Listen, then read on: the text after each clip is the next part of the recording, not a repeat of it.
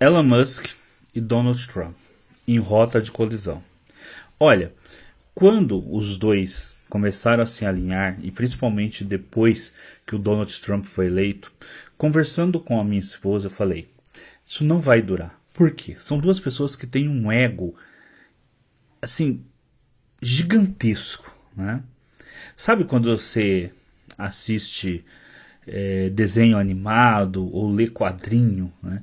Que tipo tem uma aliança assim entre dois grandes super vilões, assim, tipo uma aliança entre Ra's al Ghul e Lex Luthor. Você sabe que não vai durar. Logo, logo os dois vão estar querendo ser aquele um com maior destaque. E aconteceu, né? Realmente aconteceu. Os dois agora já estão em rota de colisão.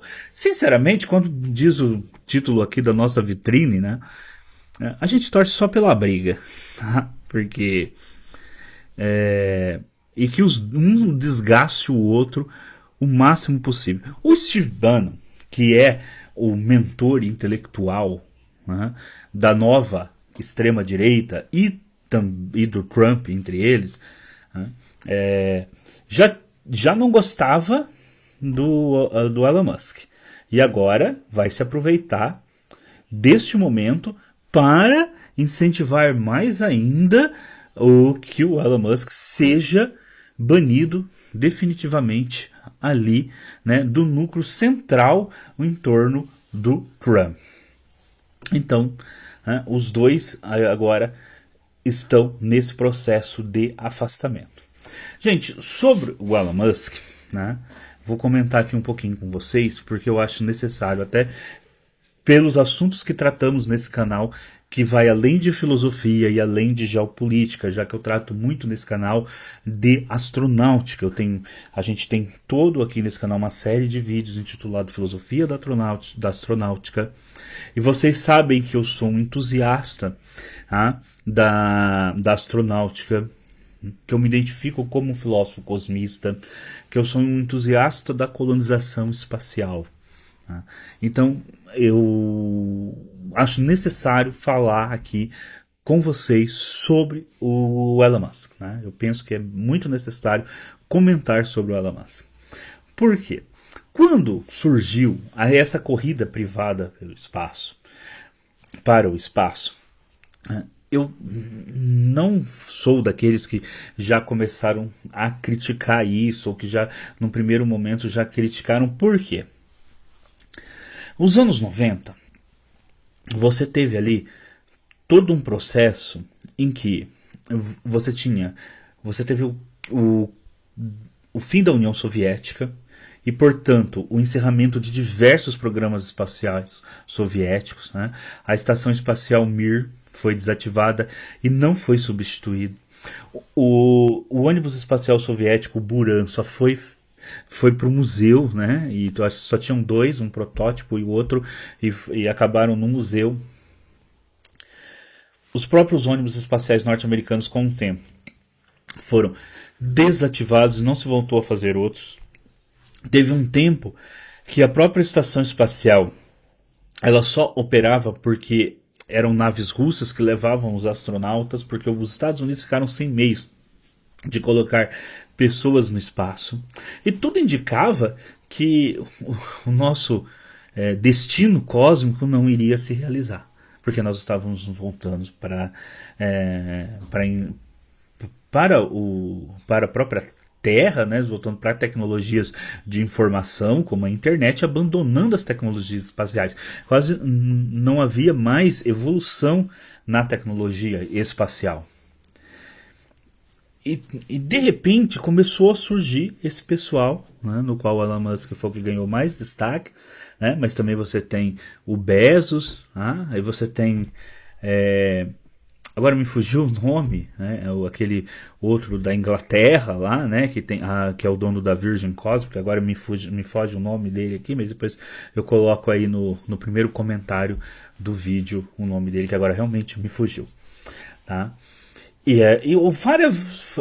Sem falar de um grande núcleo de pequenas empresas menores, menos conhecidas, mas que também estão nessa corrida para que o homem possa voltar ao espaço. Eu vi isso com bons olhos. Tá? Então, por quê? Porque eu sabia que iria acontecer algo que realmente aconteceu. Na medida em que esse pessoal, porque são todos norte-americanos, tá, Elon Musk é sul-africano, tá? O dono da Virgin Cosmic é inglês. Mas vocês entenderam, né? O Elon Musk, inclusive, se naturalizou norte-americano para conseguir fechar contratos e poder operar com tecnologias espaciais e fechar contratos com a NASA e operar com tecnologias espaciais norte-americanas. Por quê? Porque os Estados Unidos não permitem que outros países operem com certas tecnologias ou fechem contratos com a NASA.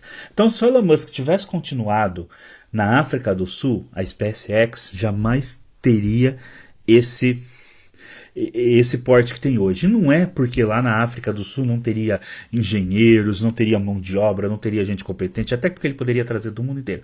É porque os Estados Unidos boicota um monte de tecnologias serem usadas por empresas de outros países.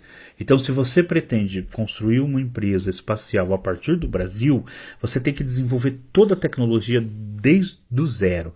Porque eles boicotam isso, né? Assim como eles boicotam diversas transferências para o nosso próprio programa espacial. É por isso que a gente tem que ter um governo que invista no nosso programa espacial. Invista pesado no nosso programa, como os indianos investiram no deles, os chineses nos deles, os sul-coreanos nos deles, os japoneses nos deles, e agora inclusive países árabes, como Emirados Árabes, estão investindo no deles. A gente precisa ter. Mas voltando a essa questão, o que aconteceu? Com esses novos atores no espaço, países que antes não tinham mais uma política para voltar à Lua, como a Rússia, voltou, né, a ter interesse em voltar, em ir novamente para o espaço.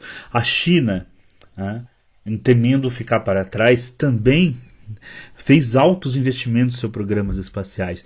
E eu penso hoje que os chineses vão chegar em Marte primeiro do que os norte-americanos. Penso que os chineses vão chegar em Marte primeiro que os norte-americanos. Olha, vamos deixar isso aqui gravado. Porque seria uma vitória geopolítica para a China do mesmo nível que os Estados Unidos teve quando chegou à Lua em relação à União Soviética. Que infelizmente a União Soviética cessou, né, a ida deles à Lua depois que os Estados Unidos chegaram primeiro. Poderiam ter ido, ter instalado uma base lá, tudo, mas resolveram cessar, infelizmente.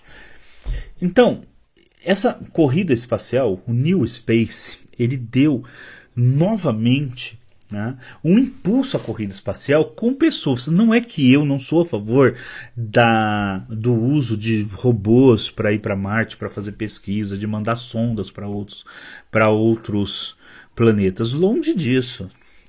Mas a NASA estava ficando.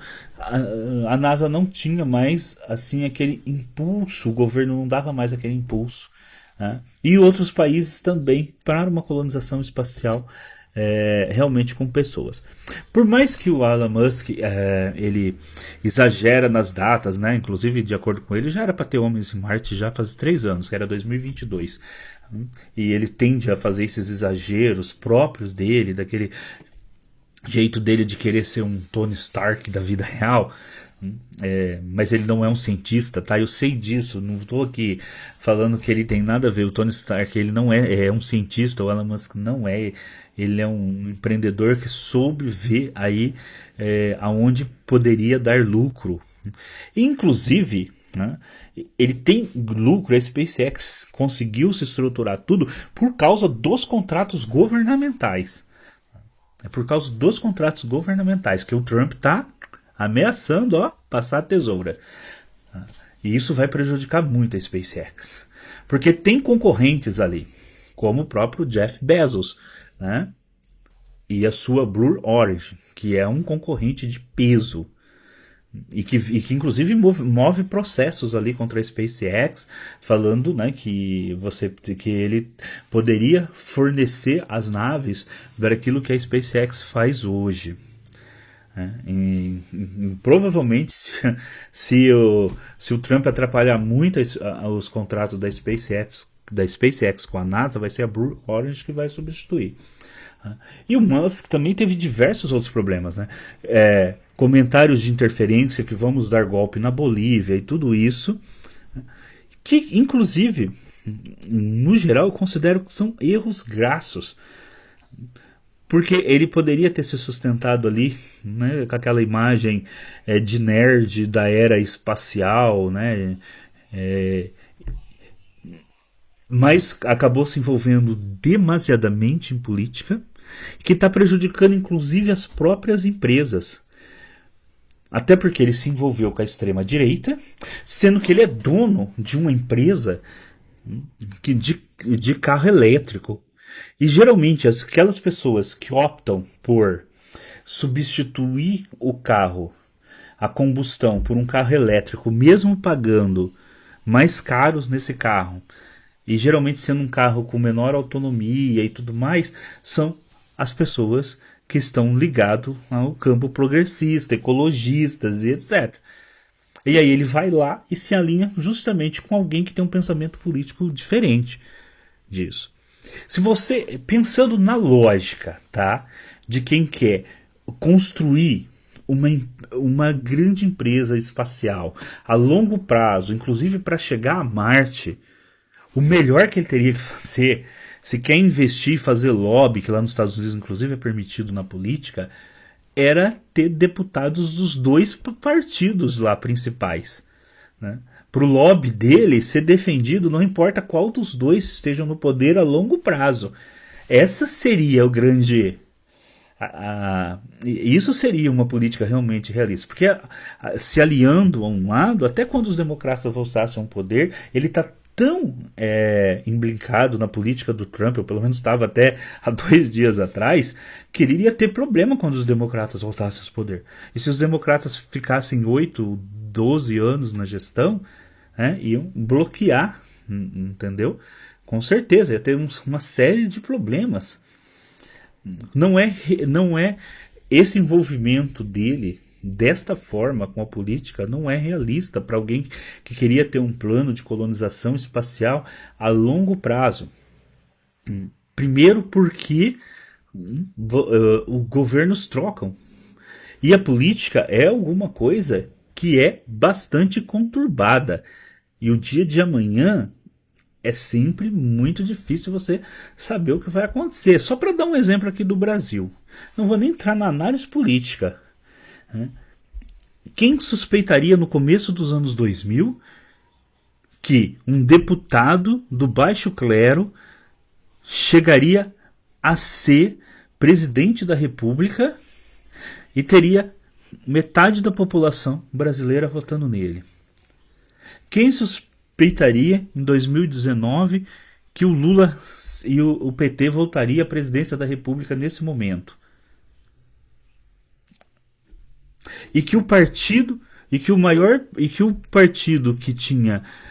teve a presidência da República tinha um monte de senadores, de deputados, era a principal força política do país, não em números, mas principalmente por conseguir a presidência, se pôr como principal opositor ao PT durante tanto tempo, que é o PSDB, acabaria desaparecendo, como está desaparecendo agora, se fundindo com outro partido para sobreviver. Se em 2005, 2010 era o grande partido da oposição e até o 2002 era o partido que estava no governo. Então veja, a política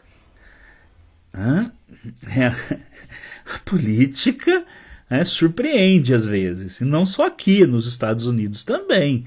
Trump tentou um golpe de Estado e, devido às fragilidades da democracia norte-americana, voltou ao poder agora. Mas pode ser que ele não fique, que ele sofra um impeachment antes de terminar. Então, é realista, se você tem um plano de levar pessoas a Marte ou algum lugar assim, você ter alianças em tão curto prazo, né? É realista? Não é. O mais realista para Elon Musk era se ele tivesse né, feito isso que eu falei, tivesse ali feito o seu lobby com deputados de ambos os partidos para poder, pra, para seja quem for que estivesse lá no poder, ele teria os seus ganhos. Agora, a empresa dele está despencando. Aí você pode falar, mas ele é quase o primeiro trilionário, é impossível perder todo esse dinheiro. Gente, nós estamos numa época, tá, do capitalismo financeiro e material. Olha, vamos lá. Por exemplo, um capitalista do agronegócio ou da indústria. Vamos começar com o do agronegócio. Ele tem uma fazenda, é terra. Por mais que aconteçam coisas, é terra. Ninguém vai arrancar aquilo de uma hora para outra. Se ele tem 20, 30 mil cabeças de gado, 50 mil, ele é 50 mil cabeças de gado. Ou mais do que isso. Se ele tem uma frota de caminhão, ele tem os caminhões. Se ele tem máquinas agrícolas, ele tem as máquinas. O dono de uma indústria, ele tem o prédio, ele tem a indústria, ele tem as máquinas. O Elon Musk também tem, mas tem ali os carros, tem tudo, mas uma parte considerável dessa fortuna também desses grandes bilionários são investimentos em papéis, né? E esses papéis caem rapidamente e levam a prejuízos estratosféricos. A Tesla mesmo perdeu 100 bilhões nesses últimos meses enquanto ele está. Até porque agora você tem concorrentes tanto na Europa quanto na China que produzem carros semelhantes. Antes ele estava sozinho. Quando você está sozinho é uma coisa. Quando você tem concorrentes... Então nós estamos num tipo de capitalismo que o seu crescimento é muito rápido, porque está ligado à questão financeira e está ligado inclusive à questão... a redes sociais, por exemplo, como o Twitter. Né? É uma rede social, ela tem um valor enorme que o mercado dá, mas depende do que acontece, esse valor pode cair lá embaixo e despencar, até porque o Twitter não é uma das redes sociais mais usadas, né? O Facebook é muito maior, né? A Meta é muito maior. Então você tem a possibilidade de que a queda também seja rápida. Não que o Elon Musk vai se tornar pobre, não é isso. E mesmo um milionário, muito difícil, mas que ele pode ter uma perda financeira significativa nesse embate, é certeza. Sem falar que tem outras coisas. Estão falando que o Trump pode dificultar os contratos governamentais, isso pode. E o Trump não tem nenhum receio de fazer isso, porque ele não segue a institucionalidade. Então você pode colocar pessoas lá para poder... as várias agências que existem nos Estados Unidos regulatórias para colocar dificuldades. Né? Você pode escolher nos próximos contratos, em vez da NASA firmar contratos com o Musk, a firmar esse contrato com o Bezos. E aí vai até minha crítica, né? Assim, eu acho que a NASA ter contrato com uma única empresa, olha a dificuldade aí, né? Olha os chineses, como eles estão fazendo. Então, muito mais interessante. Um programa espacial não estou falando de empresa particular, mas o programa espacial do governo está todo amarrado em torno de uma única empresa, como os Estados Unidos têm feito nos últimos anos com a SpaceX, é um problema. Então, o Trump pode causar muitas dificuldades para a operação do Elon Musk e pode vir a causar grandes perdas financeiras. Ninguém está falando aqui que o Elon Musk, depois de amanhã, vai estar pobre. Não é isso. Né? Não vai ser mais um bilionário, mas perdas significativas podem acontecer neste embate. Inclusive, a longo prazo, essas perdas podem ser muito grandes, até porque o Elon Musk não vai ser visto como alguém confiável por nenhum dos lados dos grupos políticos aí, que podem a longo prazo ir afastando ele de contratos, porque quase tudo que ele tem ali, até os satélites e tudo mais, tem muitos contratos com o Departamento de Defesa, contratos com a NASA, com etc, para poder manter toda essa operação. Então está muito vinculado a coisas governamentais. Então está bastante vinculado a essas questões governamentais. Até uma questão aí que pode envolver a questão da cidadania, né? Pelo fato dele ser sul-africano, acho que ele se naturalizou norte-americano, mas parece que ele fez isso no momento em que ele foi fazer um curso nos anos 90 lá nos Estados Unidos, e que o Trump pode caçar alguma encrenca nesse sentido para a questão para ele. Tá? Então tem todas essas questões. Por outro lado, o Elon Musk, né, atacou o Trump ali, falando que ele teria alguma coisa a ver com os tais escândalos sexuais envolvendo o Epstein ali. Tá? Agora, até que ponto isso também pode prejudicar o Trump? Depende do que sair, o que o Elon Musk divulgar. Se for coisas muito pesadas mesmo, pode levar inclusive a um possível impeachment do Trump. Né? Se for coisas que, ainda que provavelmente os apoiadores deles vão continuar apoiando eles, né? Porque esse pessoal mais radical aí da extrema direita, não importa o que o seu grande líder faça, eles sempre vão apoiar, né? Não importa. Tá? Mas o Steve Bannon vai estar ali, né? Defendendo Trump, contra-atacando o Musk, e o Musk nessa guerra com o Trump pode vir também a fazer com que a ajudar a derrubar o castelo de cartas do Trump, né? Até um processo de impeachment.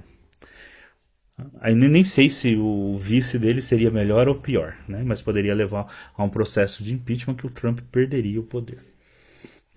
Então é isso, né? Nós estamos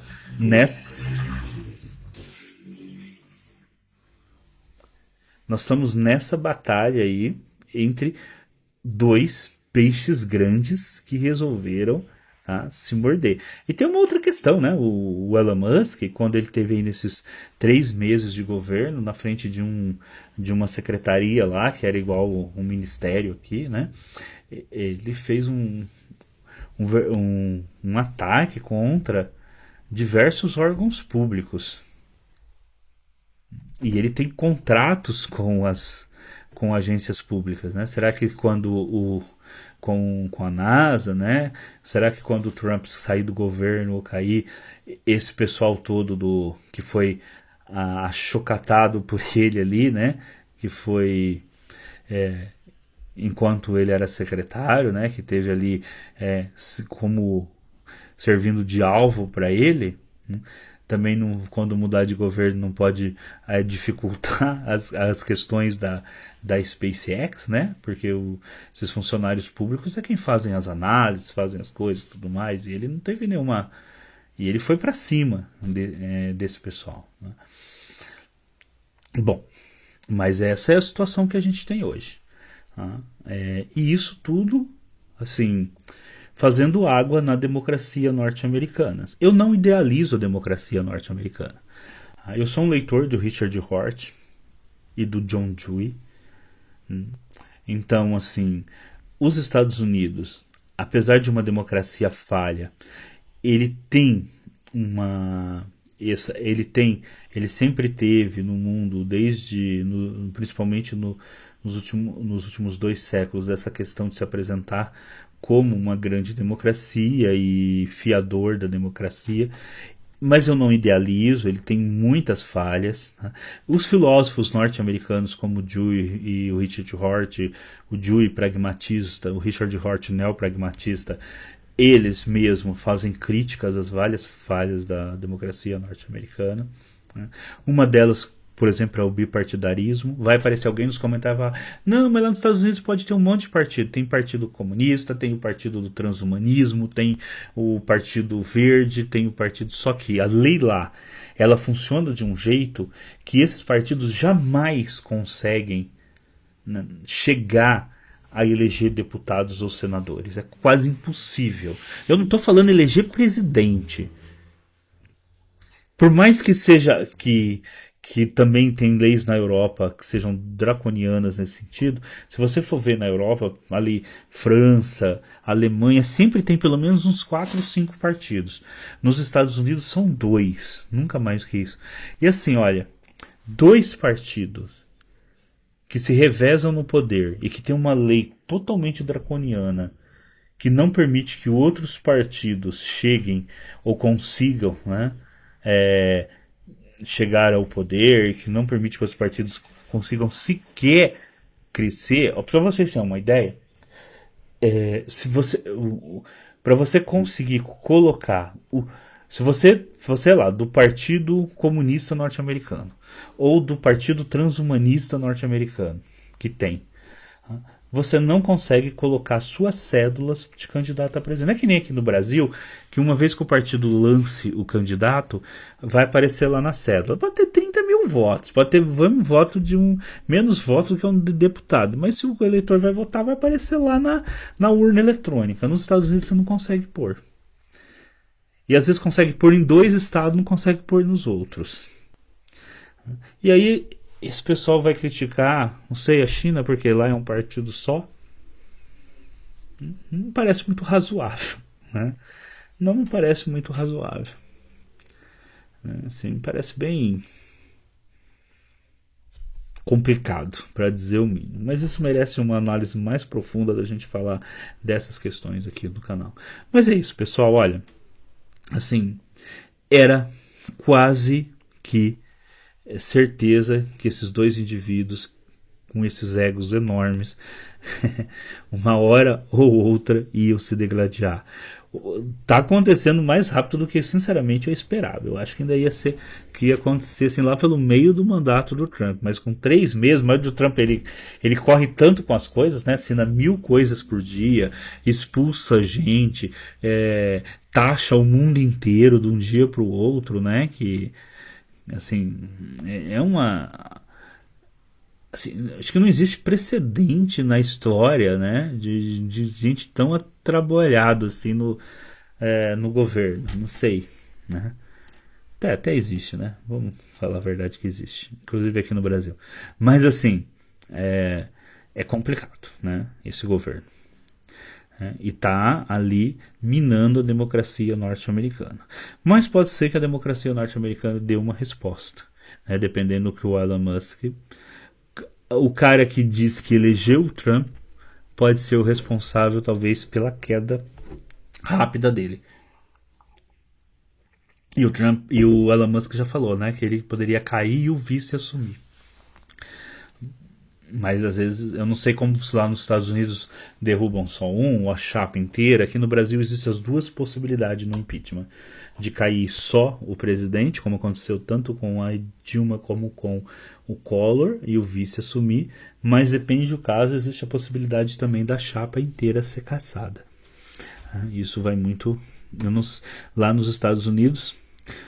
né? Chegando a possibilidade de um impeachment do Trump, aí a gente vai estudar a fundo essa questão para saber.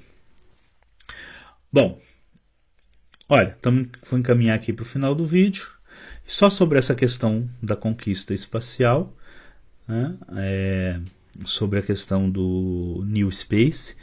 Eu estou preparando, eu publiquei diversos artigos sobre o New Space, estou preparando, juntando.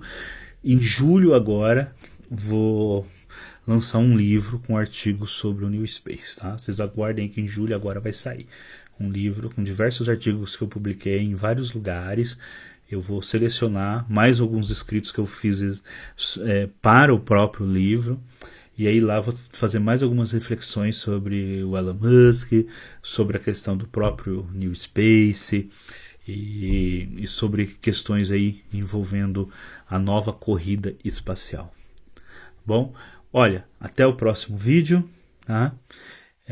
Acompanhe aqui o canal, quase diariamente a gente solta vídeos, Então a gente tem vídeos, os nossos vídeos aqui de política e geopolítica, temos vídeos sobre problemas brasileiros, temos vídeos sobre astronáutica, sobre filosofia. Então acompanhe o canal que vocês vão gostar muito, tá bom? E vamos pegar a pipoca, sentar no sofá e acompanhar essa briga que vai ser boa demais. Já está sendo boa demais, sabe? Parece aquelas séries de política norte-americana mesmo. Vocês gostam daqueles seriados políticos norte-americanos? Eu gosto, né? Tá parecendo, sabe? Toda hora a trama, reviravoltas na trama aí, vai ser muito boa. Isso um dia vai dar uma série, pode ter certeza.